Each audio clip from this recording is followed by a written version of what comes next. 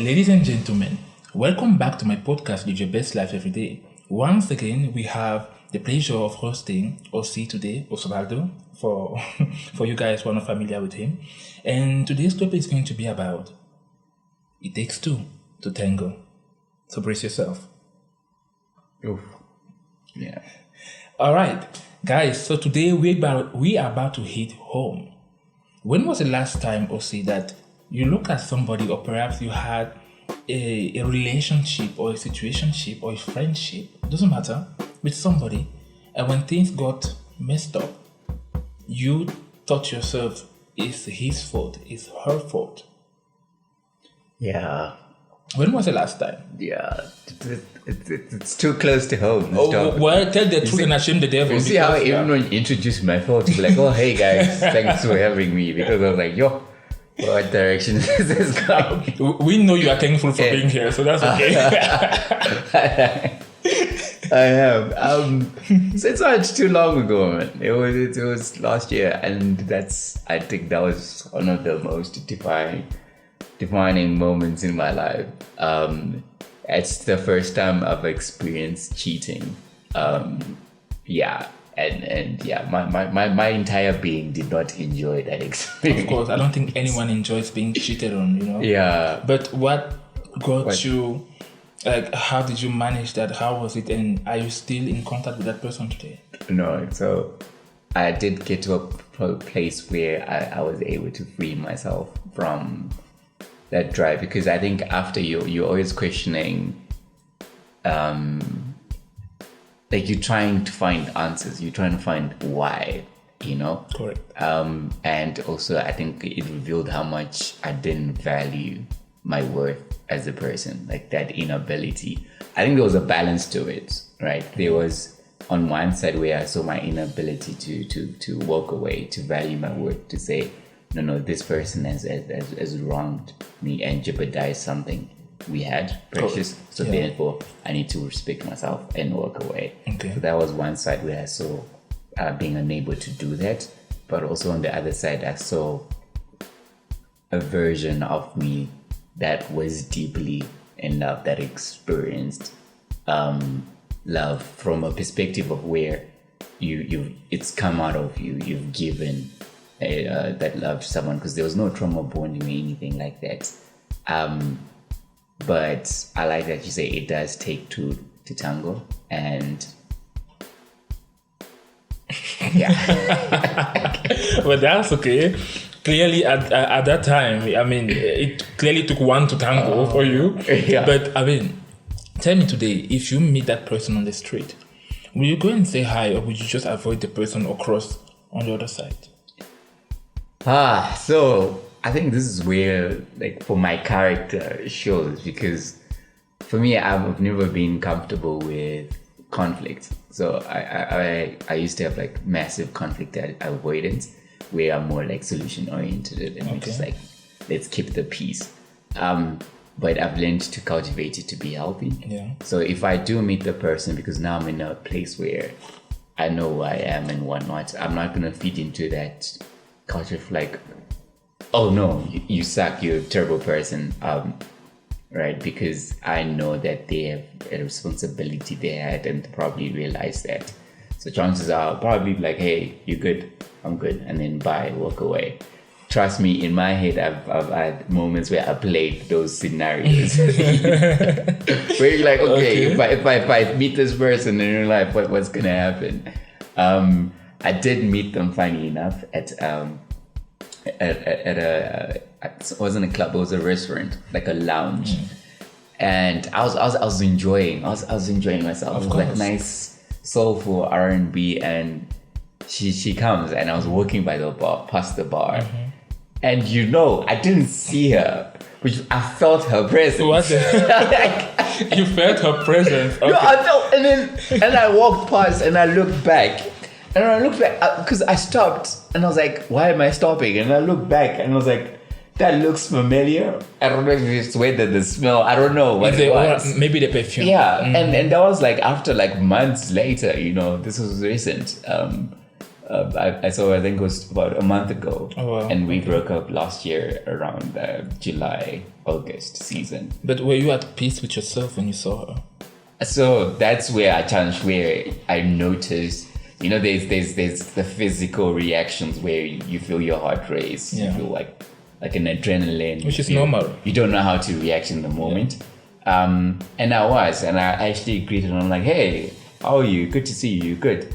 And she introduced me to her friends. I said hi, and I was like, cool, enjoy your night. And I walked away. Oh, that's nice. And then, it was nice for that part. So as the night progressed, you started feeling like certain feelings start arising slowly because you're reminded of how much you cared before for this person, and now it's almost like they're a stranger. That's it. That's how that space has been reduced to. You once shared this sacred space, and now it's just been reduced to a hey, hi, bye. And the more I entertained that thought, the more I then became uncomfortable being in that space. And because I was also partly tired, of course, yeah. I walked away and then I left, and I even said bye. I'm leaving.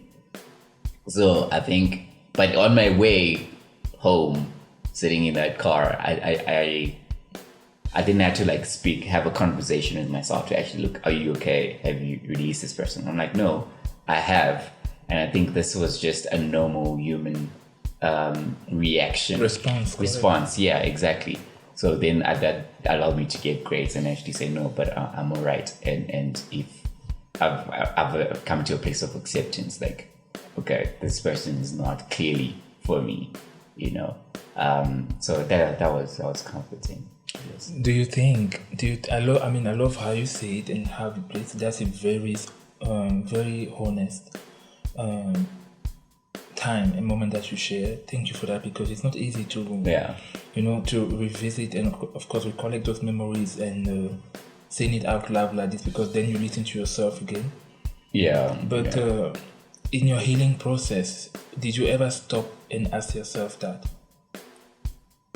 could it have been that things were the way they are, or they were, due to how I used to think?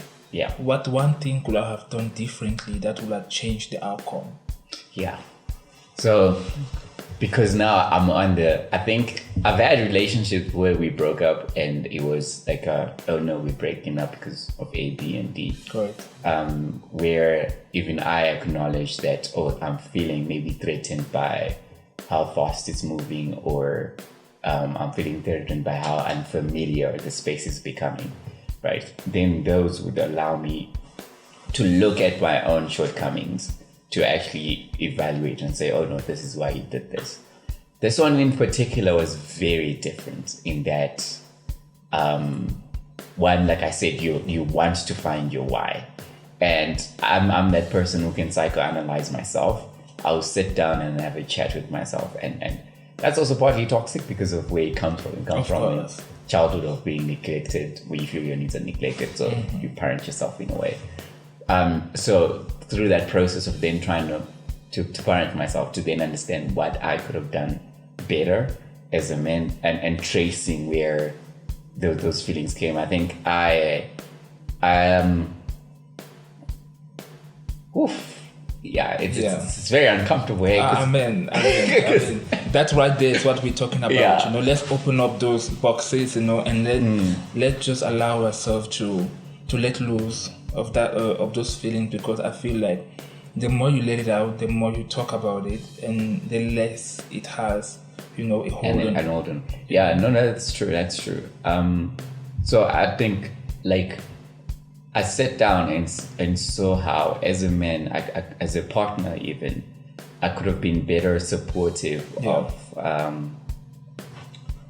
the space, right? And in terms of complementing each other with how we did things, because it started with small things like the toilet sit, and that's stuff that normal people, Oh, well, it's always a small thing. Fight over, right?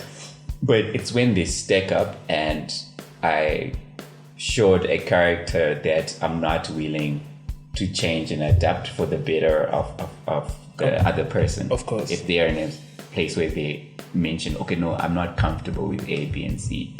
And I think because I was in a state of being tolerant. Like we spoke about tolerance and compromise earlier, where I was like, I'll tolerate something that I'm like, man, it's fine. I don't want to make it a thing. But you're not. So I wouldn't voice that I'm not okay with this. Correct. And my mistake was then now voicing only when she voices something bad about me. So it's almost as if I was keeping ammo. Correct. Because you say, why don't you do this A, B, and C? And I would explain why I didn't, but also in my defense, as if to further like make a case, I would say, no, but you also do this and I don't say anything. And I'm like, that's the problem right there. You're not communicating. I wasn't communicating my needs as well. So she didn't know me fully.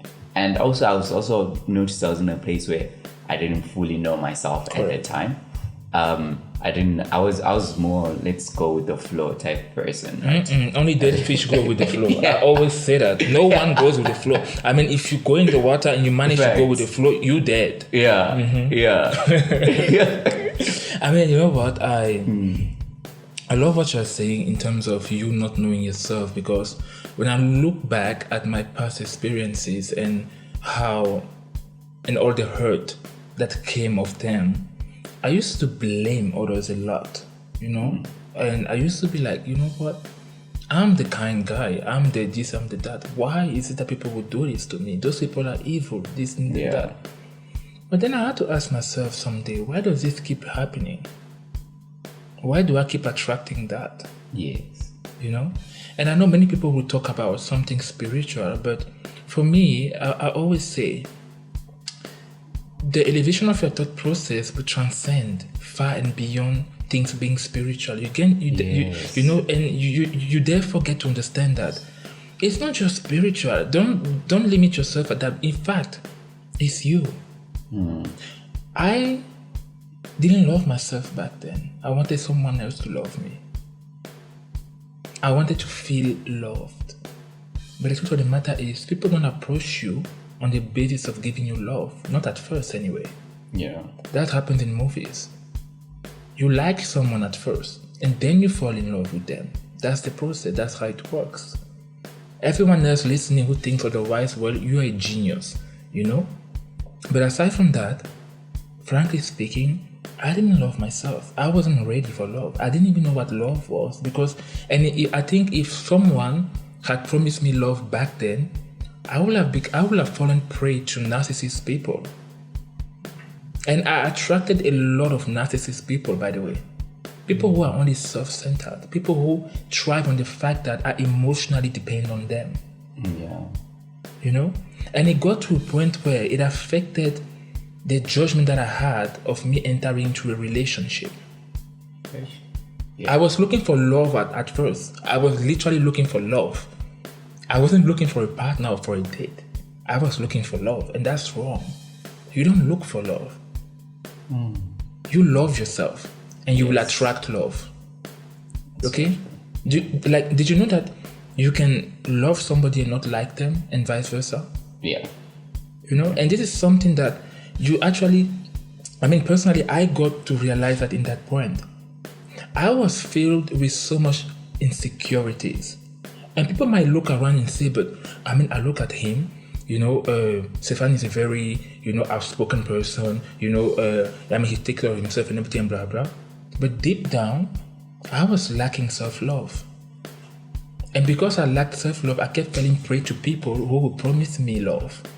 Meanwhile, they wanted something else. They could have wanted money. They could have wanted just fun.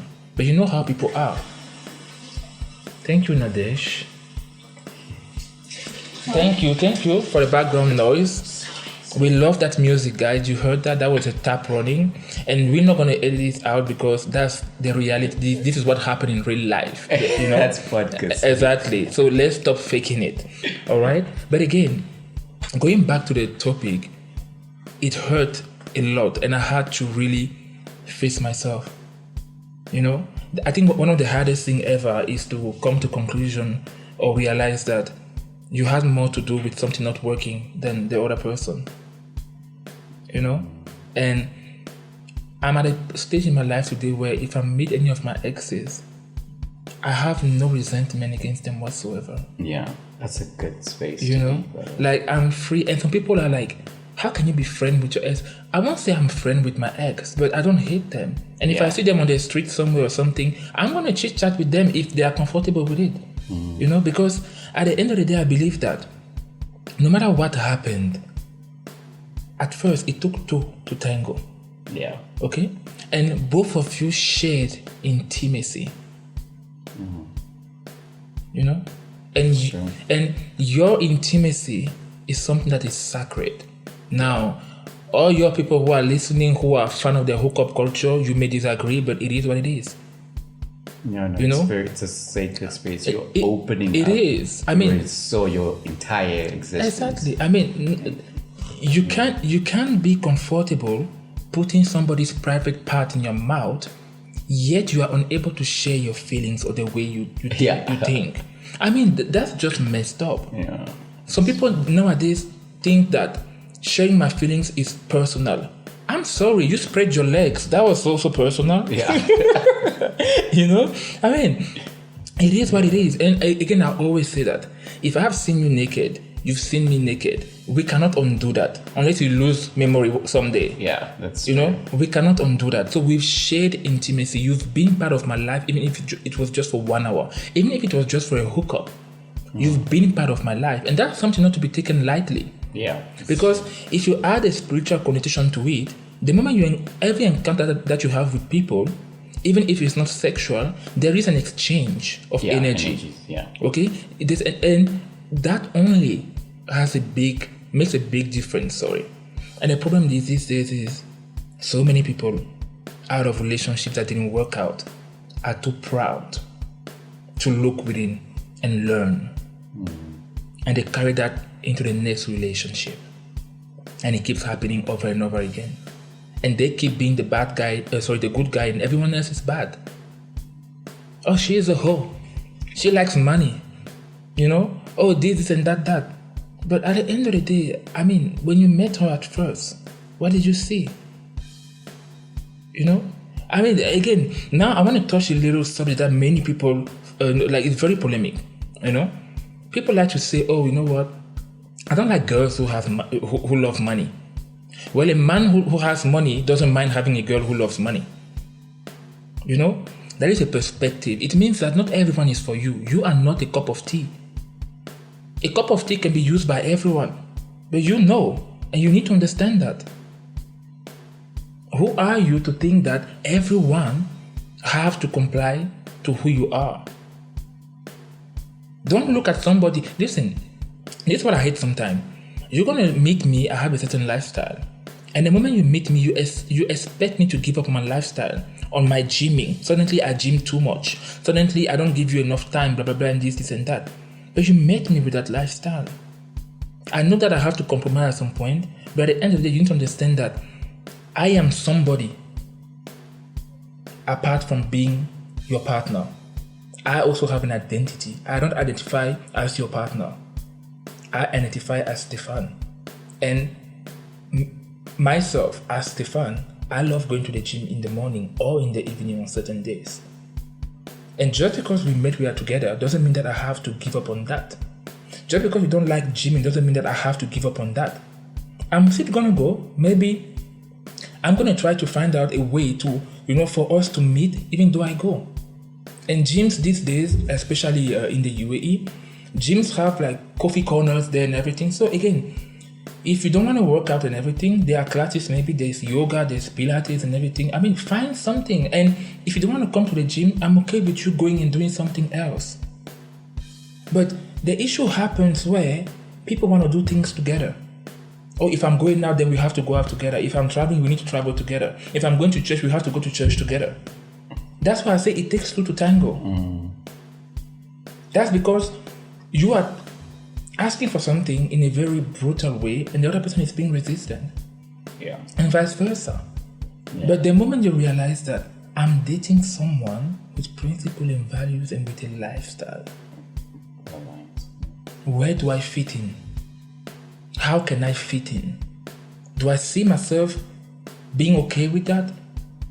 If for you it's not an issue that somebody likes gym, then go ahead. Yeah. But if from the beginning it's already an issue, but you're trying to like hide it and downplay it, you're gonna be the one who will explode later on. And also, as you also need to then say, okay, can they also fit into my Absolutely. because I think we're talking about main character energy Yeah. recently, and how the's like two ways. There to are two see sides to it, right? correct. And we pick and choose which side When it's and convenient. When it's very convenient for us. So we always choose a side where we're the hero, Correct. and life revolves around us, and everything that happens where it's someone else, it's where it's like the bad, it's on them, So I think with that, I like how you then have to like see from both angles, where you evaluate yourself in their space, you evaluate them in your space, because ultimately you're going to merge those two to be together. Your lifestyles will somewhat intertwine, And also I need people, while doing that exercise or that analysis, I need people to take the time and ask themselves, am I ready? Yeah. I mean, there's a difference between wanting to be in a relationship and being ready to be in a relationship. Yeah. Fun story. Tell me. I have this. Hopefully she listens. I must send her link. I have this girl I met a few years ago prior to this relationship I just spoke about, and I knew that's the woman I want to be with, right? And at the time I knew it wouldn't happen, so I respected it. So we went for like 2 years, we didn't speak or anything, and recently we've been talking more and more, and I still know like this is the woman I want, right? But I've had to then evaluate the differences in our lifestyles, where right now it's nearly impossible. And I know people will say, no, love, like everything is possible with love, right? But it's more of then seeing the phase I am in currently, and I see certain things that temporary. I'm not going to take them on to the next stage. So that puts me in a stage where I'm not fully ready for that. I'm not waiting for a perfect version of myself, because that perfect version is in existence right now. And I've embraced that, right? I am exploring all these things I want to tick. I'm putting myself on certain things I need to do that I know when they are now in a relationship context, it would make it hard to navigate the relationship space. So I've literally like low-key postponed that relationship. But funny enough, we also slowly, because now that's opened up our interaction to be on a friendship basis, to be real, where we're interacting with no prior like, okay, I'm trying to sneak in, and that's made getting to know each other even more beautiful, because now slowly I'm getting to know her preferences, she's getting to know mine, she knows what I'm up to, and from that I'm able to better see where we can take things from there, which is interesting, because now I'm giving it the time it deserves. I'm giving it the self-analysis it needs. I'm able now to like give it like time to grow into something beautiful, Yeah, but I mean, in that exercise, in that analysis, and in that time taking, don't forget that it's not just about you. Yeah. By the time you are ready, maybe should be taken already. That's true. And you should be at peace with that, because here's one that I understood. When you truly love somebody, you are happy for them, even if they're not in a relationship with you. Yes. You just want to see them happy. Yeah. If it's with you, that's great. But even if they're not with you, the fact that they are happy, it appeases you. Yeah. It appeases you. That at least she's happy. And this is something that we need to learn. We don't have to end relationship in a fight, no. You've shared history, for heaven's sake. You've been in each other's arms, tasted each other's saliva, touched each other, felt each other, each other's body being warm or sometimes cold, because some people are cold-hearted anyway. But you felt all that. The smiles, the blinking every here and there, even the farting, because yes, that's the reality of relationship that some of us are pretending that doesn't exist. You all fart. And having a partner who can stand you farting, it's priceless. It's priceless. That's not given. Yeah. If a partner tells you it's okay, feel free to fart. You shouldn't feel every time there are some, I swear, there are some people, you ask yourself, are you a human being? I've never heard you fart. Please, I hope you're not getting sick because of me. Don't hold all that in and then one day you have to go to the doctor. No. And again, that's that. When you meet somebody with whom you can be your full self, don't trade that up. Otherwise, you will end up being traded out someday. You are not everyone's preferences. Stop thinking that you have options. Stop thinking that there are many fish in the sea. They're not all yours. And yours might be in the Mediterranean. You are here in the Atlantic Ocean. You screwed. You're going to wait on that fish to reach the Atlantic Ocean. That ain't going to happen. You will end up alone. So and again, I always say there's nothing wrong with being alone. But the question is often, why? Why am I alone? Am I alone because of the way I think? Am I alone because of the perception of people that I have? Am I alone because of how idealistic I can be towards other people? Am I alone because I want to be alone? I think if you can answer the last one as a yes, then it's better. The last one only is better if you can answer yes. If you're not alone because you want to be alone, there is a problem and it needs to be addressed. Yeah. Again, guys, we're going to end this episode right now. And if there's anything at all that you can take from this, let it be this. Right now, if you are facing any situation that might lead you to one day blame the other person for screwing everything up, ask yourself this. Could things be the way they are because of the way I think?